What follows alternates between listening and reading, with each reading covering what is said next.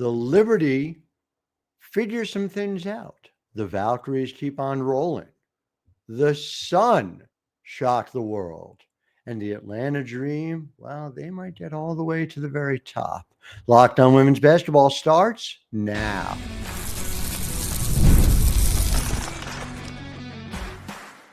You are Locked On Women's Basketball, your daily podcast on women's basketball. Part of the Locked On Podcast Network, your team every day.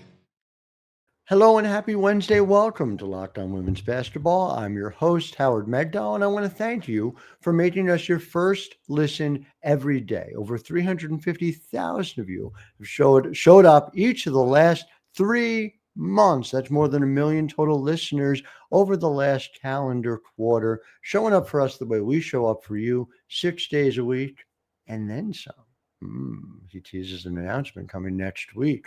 Make sure you are subscribing to not just me, but all the work that's being done at thenexthoops.com. Over 100 reported pieces every single month. Get them all the stories, all the podcasts, all the everything delivered to your inbox for $9 a month or $72 a year. Support the work, thenexthoops.com.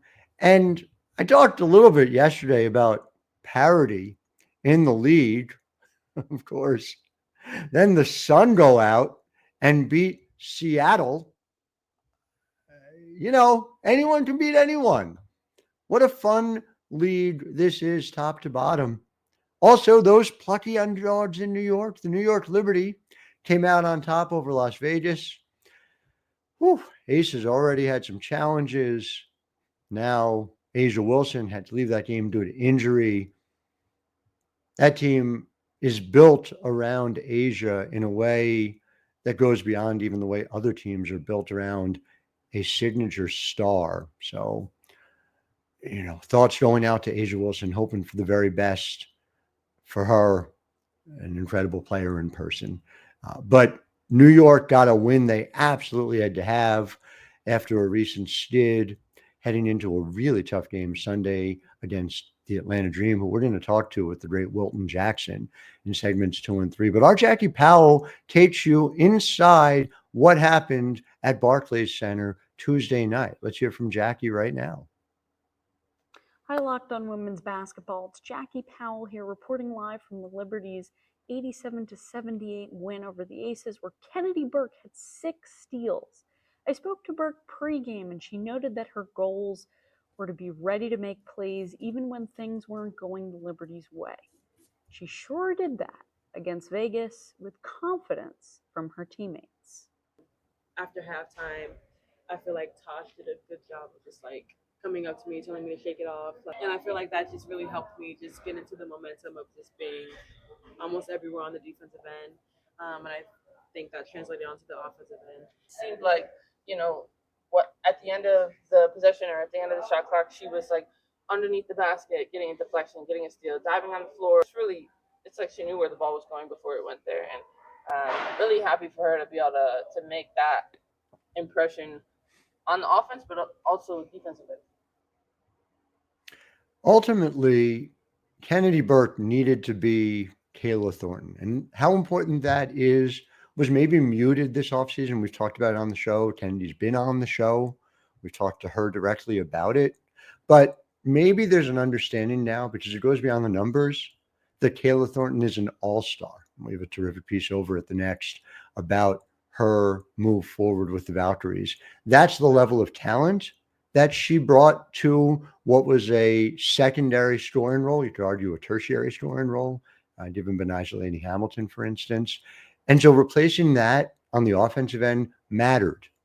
We knew it mattered on the defensive end, and what KT gave New York last year during the championship season. But that's what makes it so incredible. Yeah, the 6 steals, again, really a remarkable productivity out of Kennedy Burke. But Kennedy Burke's playing twice as many minutes per game this year, 23.2, up from 12.1 last year. Her effective field goal percentage has gone from 46.6% to 64.2%. That is Here's the list of names who have a higher effective field goal percentage right now in the WNBA. End of list. Literally the top. Out of your defensive stopper on the perimeter. It boggles the mind. She blocks shots. She gets the steals. Her stocks percentage, I should say, north of 5%. That is a very short list of people who are able to do that.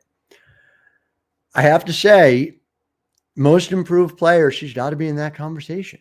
And I've had this philosophical question in my mind when I make these votes as a media member, and I really work hard to get this right. And the idea is a lot of times most improved player goes to somebody who's playing more minutes, and you look at them on a rate basis and things haven't really changed. But she's improved across the board, was already talented, useful for this team, has been someone who I've thought very highly of as a player dating back to her UCLA days. Shocker, Corey Close produces another really effective pro. So again, Kennedy Burke, keep watching for what it is she is doing. Let's talk about her old teammate, Kayla Thornton, what she's doing with the Valkyries. Valkyries win again. And we're going to talk about it with Wilton, but this Golden State team is over 500 now. A few weeks ago, I said this on the podcast. I said, if the Valkyries make the playoffs, Natalie Nikasi's got to be your coach of the year. Karl Smesko is the other person on that list. And if Atlanta is top 4, and we'll talk more about that, you have to talk about Karl for that list as well. But we're not just talking making the playoffs now. Golden State is the 6th seed right now. They're ahead of the Fever. They're ahead of the Aces. And so I'm going to give you a different number, different metric. Not that I necessarily expect it, but Atlanta, Seattle, Golden State, 4, 5, and 6 right now. If Golden State ends up as a top 4 seed, well, then the discussion's over. Over the last 10, Atlanta 6-4, Seattle 6-4, Golden State is 6-4. That is a team that is overachieving by almost any metric you can come up with. And finally, I think it's important for us to be considering it. Indiana's 9-10. So the flip side of what I just described to you with 4, 5, and 6, Indiana's 9-10, Washington's 9-10, Las Vegas is 9-10. The Mystics are playing better right now than either Indiana or Las Vegas. Only 2 of those 3 teams are going to make the playoffs. Should Indiana be worried? Well, they just got Caitlin Clark back today, and then they didn't win. So this is a real interesting question for us ahead. Anyway, so much more to get to learn. We haven't even talked Phoenix or Minnesota. So we'll get to that later in the week. We talked a little bit yesterday about it. But right now we're going to get to break, and then we're going to talk to Wilton Jackson, our Atlanta Dream reporter at the Next, talking about this fascinating dream team. And we're going to start by talking about justice for Bri Jones. I want to expand on a topic we mentioned yesterday. Back right after this, I'm Howard Megdal. You're listening to Locked On Women's Basketball. Locked On Women's Basketball is brought to you by Monarch Money. Now, did you ever wish managing your money felt easier? With Monarch Money, it can. Whether you're growing your savings or planning a big purchase, Monarch puts you in the driver's seat. It's like having your own personal CFO, giving you full visibility and control over your finances. Monarch Money is more than just a budgeting app. It's a complete financial command center. You can track all your accounts, investments, and spending in one place. So in addition to managing your money, you're also building wealth. The biggest thing that was surprising for me when I started tracking my spending with Monarch was, quite frankly, how often we were eating out. And it was a quick fix and a change and something we talked about together. And Monarch helped make it possible for my family, so I'm grateful. Take control of your finances with Monarch Money. Use code LOCKEDONNBA at monarchmoney.com for 50% off your first year. That's monarchmoney.com, code LOCKEDONNBA for half off your first year. Back here in segment 2, Howard Megdal, Locked on Women's Basketball, and I am joined now by Wilton Jackson, who does a fantastic job writing not just for us, but also for the Atlanta Journal-Constitution. We love to see it. You can find Wilton lots of different places, and fortunately for us, you find him here right now. So, Wilton, want to start with the topic I teased before the break, and that's a very simple one. Bri Jones, All-Star last year. Bri Jones, and to be fair, and I said this on the show yesterday, was not one of my 6 front court starters. She was right there. Yeah. She was right there. And just in full transparency, so everyone has it. My 6 front court starters: Aaliyah Boston, Nafisa Collier, Nneka Ogwumike, Azure Stevens, Breanna Stewart, A'ja Wilson. I don't regret any of them. If I had had a 7th, it would have been Bri Jones. And in my mind, it was okay because Bri Jones is going to make it as a reserve. She did not make it. I understand the talk's been pretty significant around Atlanta about this. Take me through it. Oh, man. I went to practice on Sunday when they were released. And I can assure you that after practice, when I talked to Jordin Canada, when I talked to BG, specifically BG, she had some not bad comments, but she definitely kept it real, for the lack of better words. She was just like, there's no way, essentially, that that Breanna Jones is not an all-star. But she did clarify and say she's not saying that someone should have come off the list, but she said, I just don't see how she's not on, not in this particular all-star game with her consistency, what she brings to the floor night in and night out on both the offense and defensive side, her ability to score. I mean, let's just talk about the fact that she has 8 double-doubles on the season. She's the epitome of what you consider consistency. Even Coach Smesko, before the game against the Valkyries on Tuesday, he was basically saying, like, you don't get more consistent than Breanna Jones. And she's been doing that. Essentially, she's had a couple off games here and there when the Dream had kind of deviated from feeding the ball into the paint.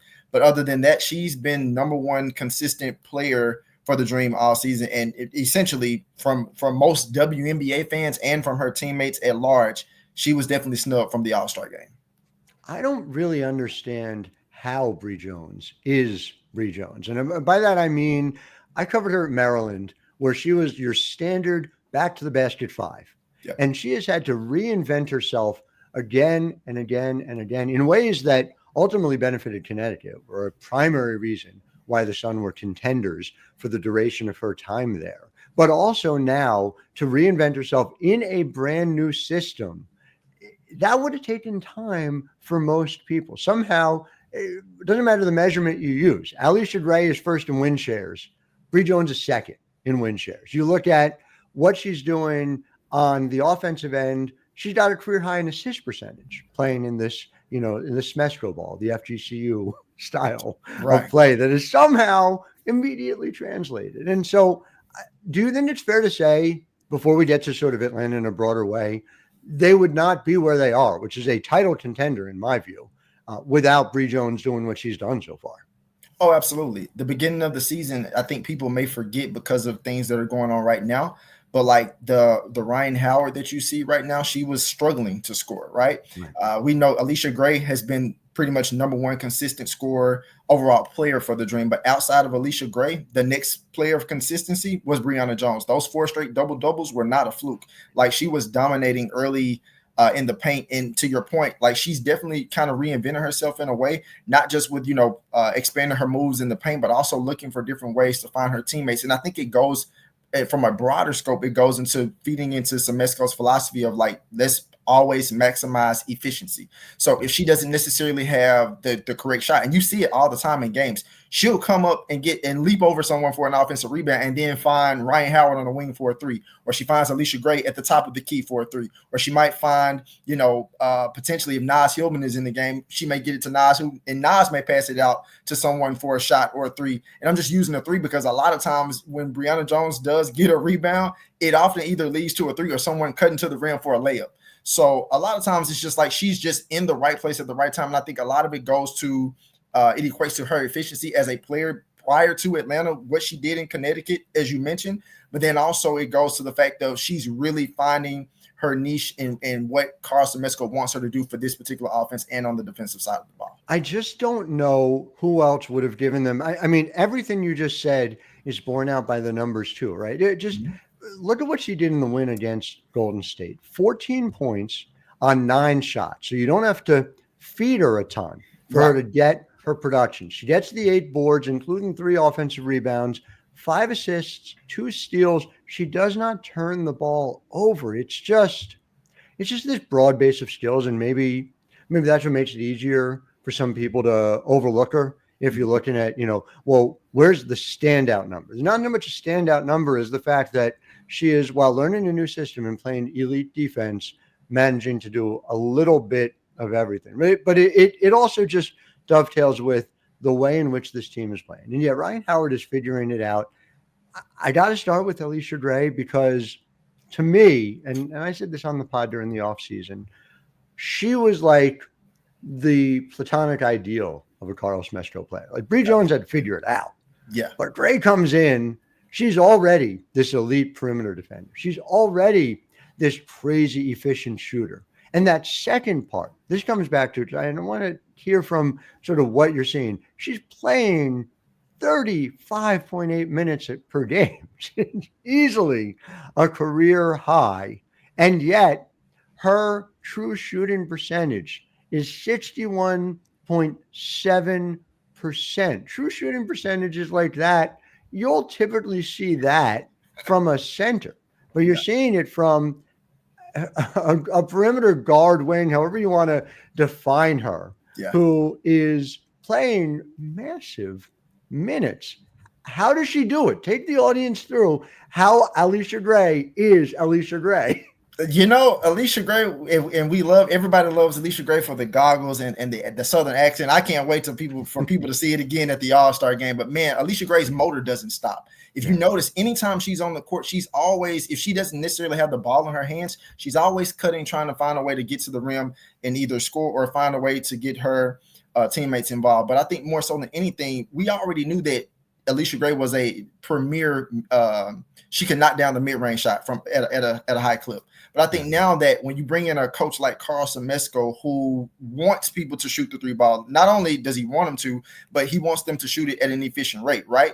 Like this was an Alicia Gray who was shooting the 3 ball at a pretty, efficient rate. But then you take that step up this year with a coach like Smesko. I mean, it's like, hey, I have the green light. He wants her to shoot the ball. He's been saying that since the moment he got hired, that he wanted her to shoot more threes for the team. And so it's just working. But I think the biggest thing that we're seeing from Alicia is that confidence is still continuing to grow. I think that she's continuing to find ways to score in the most efficient ways. I remember talking to her in the beginning of the season ahead of the season. And she was just basically saying it's really not as bad in terms of, going through that transition from previous coaches because she's had to do it already in her career. Obviously, the first couple seasons in Dallas and then coming over to Atlanta and then now with Smesko in Atlanta now. So it's just like she was used to having to make those transitions. But more than anything, in understanding and really looking into Smesko's style, it just kind of favored her, what you just mentioned. It favored her game, like being able to shoot the 3 ball, be able to get to her spots for mid-range shots, but then more so also finding a way to get to the rim to attack the basket and get to the free throw line. It's interesting to me. The system is obviously different. They aren't playing significantly faster. You could argue faster at all than they did last year. In fact, the pace, 77.2 this year, 77.1 last year. So that's still coming. And again, there are other parts to it, right?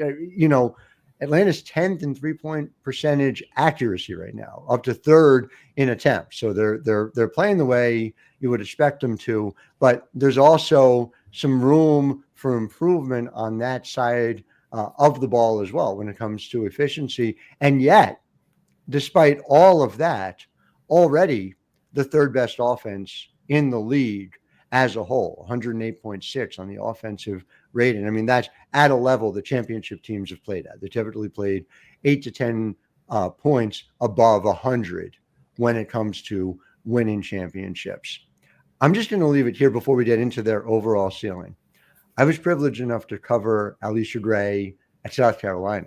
Mm-hmm. I remember in 2017, Elena Coach goes down. Everyone's like, oh my God, how is Dawn going to figure it out? And first of all, it's Dawn Staley, so of course she figured it out. Right. But second of all, that roster had A'ja Wilson, Kayla Davis, Alicia Gray, other wonderful players. I mean, Bianca Cuevas-Moore was one of my favorites to watch. And the point being that a lot of talent on that team. And so I went back and I was just curious about it. And you look at the WNBA resumes, and A'ja Wilson is obviously the greatest player in the history of South Carolina already. Yeah. Aaliyah Boston is right there and is going to have, I think, a strong argument if she stays healthy, right there with A'ja, frankly, with what she's done already. But Alicia Gray is, I guess, third, clearly the best guard. And she's going to have an argument, too, when it comes to the South Carolina GOAT by the time it's all said and done. And so I'm fascinated to see her career to continue to develop because, as you have pointed out, there are all these ways in which it is just a perfect fit. So much more to come with Wilton Jackson. I'm Howard Megdal. We're going to talk about what Atlanta's ceiling is because I may need to revise it up. So back after this.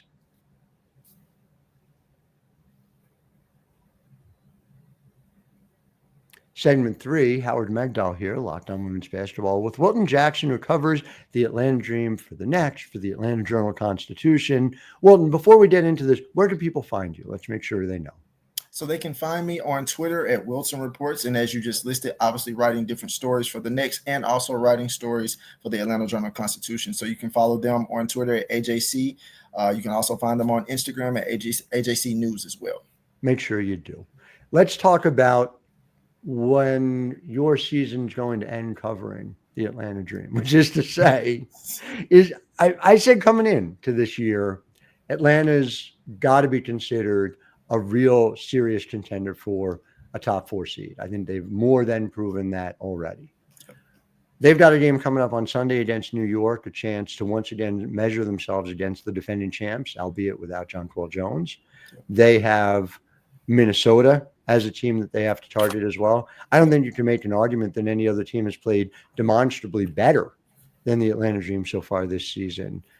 Is a championship a reasonable potential outcome for this team this year?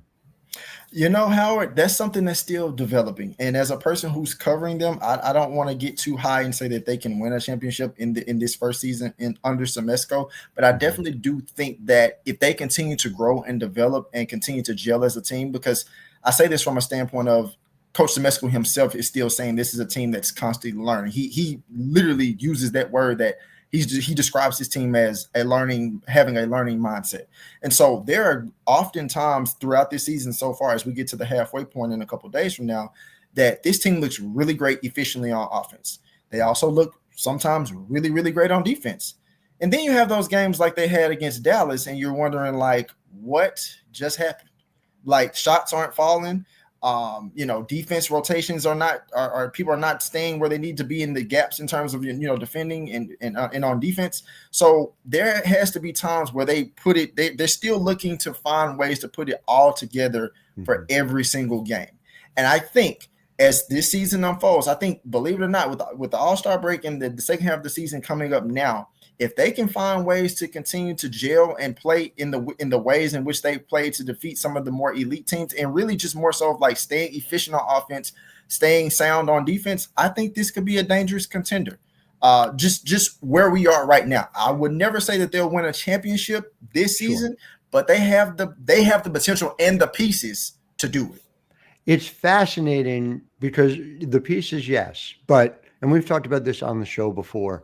This league rewards continuity, and year one is hard. Yes. New York in year one did not have the continuity to beat Las Vegas in 2023, who did not have the continuity until several years into the Asia Wilson era, and frankly, post Liz Cambage era, where they had to reconfigure around Asia on the fly. Even Washington and the Mystics with Elena Deladon did not win that championship until year 3, didn't even make it to the finals until year 2 against Seattle. And it took 3 years for Seattle to get from having Breanna Stewart and Jewel Lloyd to winning a championship in 2018. And that's with Sue Bird running the show, who was essentially the master of continuity. So I say all that to say, asking a team to do it in year 1 of the BG Bri Jones era is asking a lot. There is more of a gray area here because Ryan has played with Alicia now for several years. Jordan's here in year 2. Like, there are ways in which you see this happen. And even Naz Hillman, who you were on the podcast, you probably didn't even realize it in the show earlier this week from your short that we popped on there. But Naz Hillman is just, her game is popping. I mean, it's crazy that Naz Hillman is shooting 35% from 3. Another one I remember at Michigan, back to the basket, and now he's a three-point shooter now. What she turned into. It's just amazing to see. And so I say all that to say, if anyone's going to jump the line, I don't know. It feels like Atlanta is the best candidate to do so, even ahead of like Seattle's in year 2 of Skylar Diggins and NECA playing together. Phoenix is year 1. I don't know. Phoenix doesn't feel to me like they have as much of a consistent flow as Atlanta. Here, I'll put you on the spot. Who do you think goes further in the playoffs this year, Phoenix or Atlanta? I would definitely go with Atlanta. Phoenix is definitely not going to lie. And I like what I'm seeing from Phoenix because initially when the team was being broken apart, I was like, what is really going on with Phoenix? But now that the season has unfolded, again, coming to the first half, they've really done an excellent job of putting things together and where they sit. Obviously, looking at what Alyssa Thomas has done for that team. I mean, my gosh, AT is AT, but like the way she's doing it there in Phoenix, it's been phenomenal. But I definitely think that one thing about Atlanta, they have a really strong balance of like veteran players like your BGs, but then also like the veterans, but not as, I guess, more as seasoned as BG. So like you have a Brianna Jones who's, the master of efficiency. You have a Ryan Howard who's not so much, sold on the fact of let me drop 25, 30 points a game. I may only have 18, but I may have 8 assists. And believe it or not, it's more powerful for her to have those 8 assists and maybe those 3 or 4 steals versus having 30 points on a loss. Then you get to Alicia Gray, who, she's just, you talk about consistency, but like she's finding a way to basically be like the heartbeat of this team from on both sides of the ball from an offensive defensive standpoint. And then I think, believe it or not, when you have players that are that dynamic, having a good point guard, which is what they truly missed last year with Jordin Canada kind of missing some games and she didn't get to play into, the majority until like the second half of the season. Having her healthy right now changes the whole dynamic for the Dream. Just the way she's able to push the pace, the way she's able to read the offense and defensively. So I think that having her, and then to the point that you mentioned, the bench, usually in games this season, I'll have to go back and check the stats for every single game, but usually when the Dream have at least 15 to 20 points, maybe even 25 points a game off the bench, it usually equates to a win. And so to your point that you kind of alluded to, Naz Hillman is having an incredible season. Not just shooting the ball, but just getting those rebounds, especially timely offensive rebounds late in games that lead to and generate points for the Dream. So I think that it really does. This Atlanta team has all the right pieces that I think have a little bit more of an edge to them versus have a more of an edge for them to make it deeper into the playoffs versus Phoenix.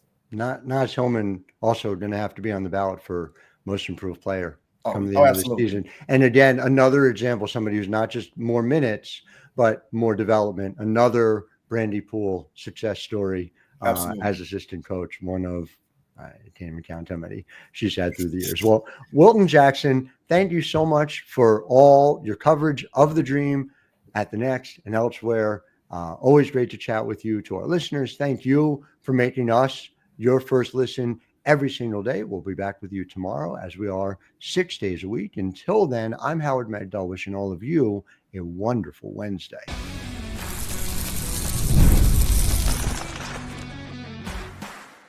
You are Locked On Women's Basketball, your daily podcast on women's basketball. Part of the Locked On Podcast Network.